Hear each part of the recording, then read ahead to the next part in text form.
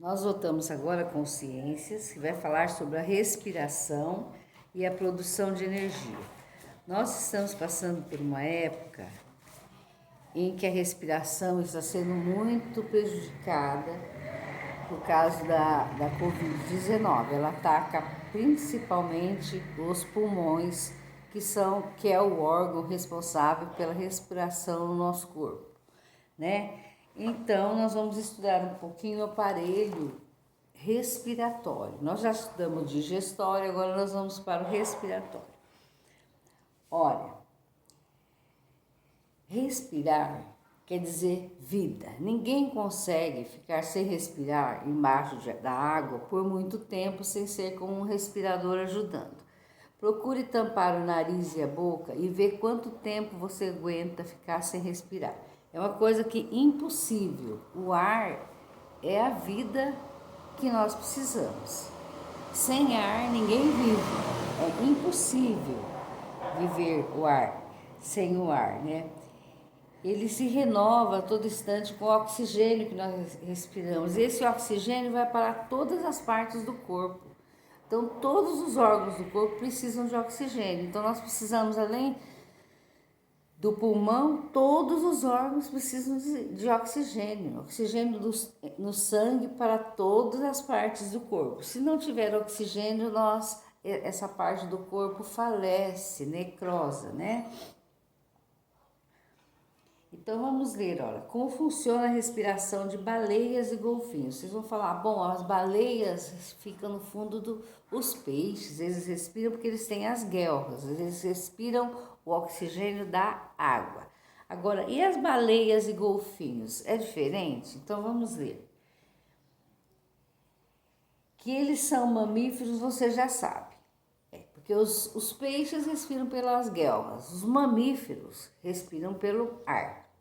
Nós já estudamos isso. E as baleias e os golfinhos são mamíferos e eles vivem dentro d'água. Então vamos ver que tipo de respiração eles têm. Entre muitas particularidades, ser mamífero significa ter pulmões e precisar do oxigênio do ar e não da água para respirar. Então, como é que baleias e golfinhos podem passar a vida debaixo d'água sem se afogar? O segredo está em subir à tona para respirar e, claro, ter um fôlego enorme para passar muito tempo debaixo d'água até voltar à superfície novamente. A gente vê que as baleias e os golfinhos, eles dão aquele salto para fora da água. Vocês sabem por que aquilo lá não é para se aparecer, não. É para pegar o oxigênio. E eles têm uma facilidade muito grande em guardar esse ar por muito tempo dentro do pulmão e respirar embaixo da água. Então, por isso que eles conseguem. O segredo está em subir, então, à tona para respirar, é claro, ter um fôlego enorme para passar tempo debaixo d'água até voltar à superfície novamente. Nós, humanos, como a maioria dos mamíferos, inspiramos e expiramos o tempo todo. E assim, sem perceber, renovamos o ar dos nossos pulmões, aos poucos e constantemente. Com os mamíferos aquáticos é diferente, eles renovam uma grande quantidade de ar e cada vez que sobem para respirar, isso lhe dá fôlego para passar um bom tempo submersos. As baleias controlam muito bem a sua respiração. A cada inalação conseguem renovar até 90% do ar dos pulmões, enquanto nós, humanos, conseguimos apenas 15%. Isso, claro, dá a elas um fôlego incrível. Enquanto elas sobem e pegam o ar, elas renovam o ar do pulmão 90%. Enquanto que nós, cada vez que a gente faz assim, ó, 15% nós trocamos o nosso ar. Então, nós precisamos a todo instante estar respirando. Tem gente que consegue ficar muito mais tempo, tem gente que consegue menos tempo. O pulmão que tem mais possibilidade, às vezes, de ficar um pouquinho mais. Mas, no geral, 15% de renovação. Não é que nós guardamos esse ar, porque a gente respira o ar, o oxigênio, e inspira o gás carbônico, que é a parte ruim, porque nós não podemos ficar com ela dentro do nosso pulmão. Então a gente respira de novo, mais 15%. A gente troca 15%. Então a gente tem que sempre estar trocando, porque senão nós vamos ficar com o nosso pulmão carregado de gás carbônico e vai fazer mal. Então por isso que nós respiramos a todo instante, né? Seres humanos, baleias e golfinhos são mamíferos. Sublinhe no texto as características comuns a esse grupo de animais. O que é comum aos seres humanos, aos golfinhos e às baleias? A respiração, né, do ar. Isso é comum, eles precisam também do ar. Então é isso que você vai achar lá, ó. Ser mamífero significa ter pulmões e precisar do oxigênio do ar e não da água para respirar. Os golfinhos não precisam do oxigênio da água, é do ar. Eles saem para respirar. Isso é o que eles têm de comum com a gente. Por que as baleias e o golfinho respiram melhor na água que os seres humanos? Encontre essa informação no texto e formule uma frase que explique essa característica. Então, vocês vão procurar aqui aonde que explica por que eles respiram melhor na água. O que eles fazem na água que eles respiram melhor? Por quê? Porque quando eles saem para buscar um novo ar, eles captam 90% de oxigênio, ao invés e o ser humano somente 15% na hora de cada respiração. Então eles trocam o ar do pulmão em 90%, né? Por isso que eles aguentam mais. E sua respiração, como funciona? A cada expiração, quando eu chupo ar, eu renovo do meu pulmão 15% do ar. Por isso eu preciso respirar a todo instante. Agora nós vamos ler, olha, vocês vão ler essa parte, respiração, captação do oxigênio. Eu quero que vocês prestem bastante atenção, ó. Todos os seres vivos necessitam de energia para realizar suas funções vitais. Como você estudou, essa energia provém dos alimentos que ingerimos. Mas para que essa energia seja liberada, é necessário que os nutrientes, especialmente a glicose, quer dizer o açúcar, sofram transformações, reação química, no interior das células. Um dos gases presentes no ar é o oxigênio, indispensável para a respiração. Quando esse gás entra em nosso corpo, ele ajuda a fornecer energia para que as células realizem suas funções, todas as células.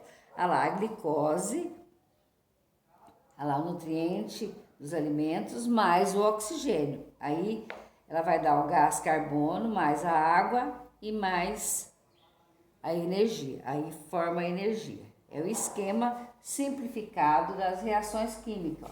Junta a glicose com o oxigênio do ar e o gás carbono com a água e a energia. Aí vai para as partes do corpo que vão funcionar perfeitamente.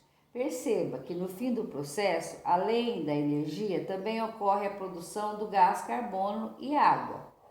Quando expiramos o gás carbono, é eliminado pelo ambiente juntamente com a água, que é liberada na forma de vapor. Quando nós inspiramos, o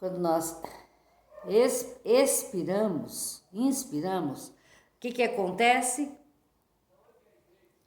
O oxigênio, o gás carbono sai junto com a água em forma de vapor. Perceba que no fim, nós bebemos águas e comemos algumas vezes por dia. No entanto, respiramos o tempo todo. Sabe por que isso é necessário? Porque precisamos de energia. Aí tem os exemplos aqui, ó. Gastamos energia o tempo todo ao brincar, ao ler e até mesmo ao dormir. Você já percebeu que quando respira próximo a um espelho, formam-se gotículas, isto é, sinal que o corpo humano libera a água na respiração. Por isso que nós temos que tomar muita água, porque nós estamos liberando água a todo instante conforme nós respiramos, certo? E então vamos lá aqui, ó.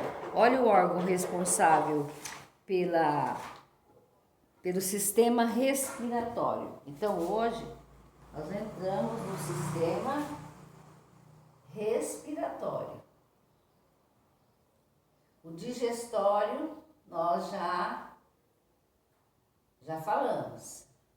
Nós precisamos dos alimentos, mas os alimentos precisam do sistema respiratório, quer dizer, do ar, do oxigênio do ar, para produzir energia.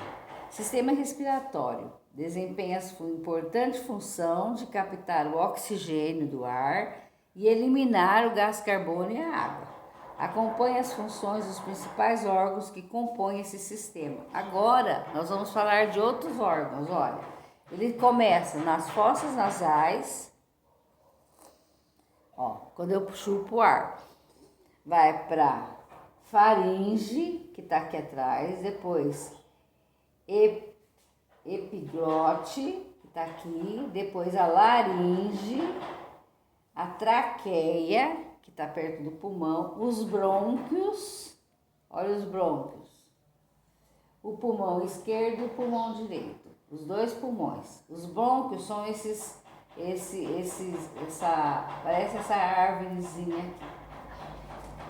Esse é o diafragma. O diafragma é aquele que faz assim, ó. Percebe que você dá uma levantadinha quando você respira? É o diafragma. O ar entra pelas fossas nasais, essas são fossas nasais, duas cavidades existentes no nariz. Dentro delas há pequenos pelos e o material gelatinoso, o muco, que limpam o ar. É necessário deixar os pelinhos do nariz, certo? Retendo o pó e outras partículas. No nariz, portanto, o ar é filtrado, umedecido e aquecido antes de seguir para a faringe, que está lá atrás.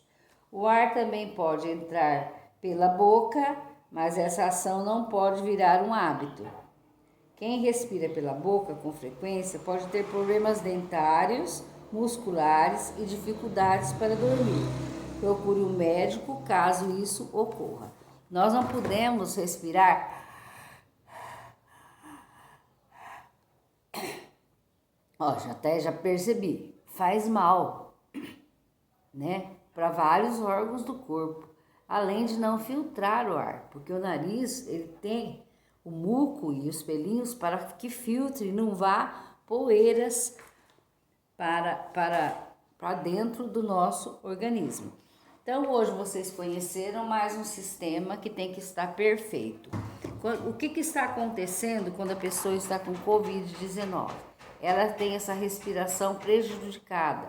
Então, ela precisa de um oxigênio, um tubo de oxigênio para levar diretamente para o pulmão, para ajudar o pulmão a renovar o ar, certo? A saturação do pulmão fica muito baixa, ele não consegue liberar a substância ruim e acontece a infecção pulmonar. Então, por isso, eles precisam ser entubados e o ar de fora da máquina vai diretamente para o pulmão e vai limpando o pulmão. Senão, o que é que acontece? Acontece que os rins não conseguem receber o oxigênio, o fígado não, o estômago, os outros não conseguem receber oxigênio e às vezes a pessoa até morre sufocada ou vai infeccionando vários órgãos do corpo.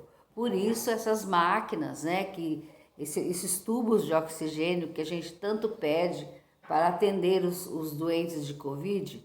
Por quê? Porque eles estão com o pulmão atacado e o pulmão não consegue fazer o serviço sozinho. Ele não consegue trocar o ar. E esse ar impuro vai ficando e vai prejudicando ele primeiro, depois todos os órgãos. Então ele precisa da ajuda de um ar de fora para poder conseguir fazer essa respiração. Então, por isso que essa doença é muito perigosa, porque é o ar, é uma coisa principal que nós precisamos na nossa vida. Então, mais um motivo, agora vocês conhecem o porquê, a necessidade de uma boa respiração, vocês sabem o perigo que é, então vamos nos cuidar, tá bom?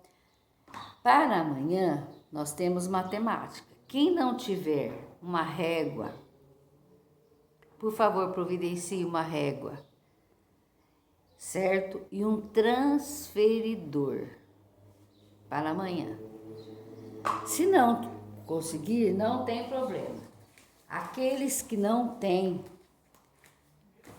o transferidor e a régua,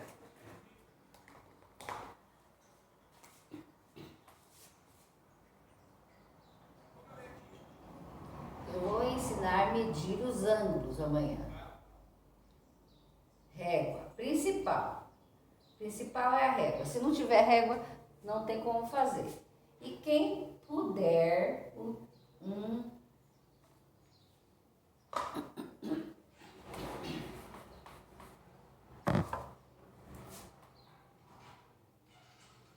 transferidor. Eu vou ensinar a medir os ângulos. Isso aqui é para matemática. Quem não puder comprar, não tiver em casa, dirija-se até a escola já está sabendo que nós vamos usar. Então, procure a dona Thalita, que ela vai fornecer esse material para vocês, tá bom?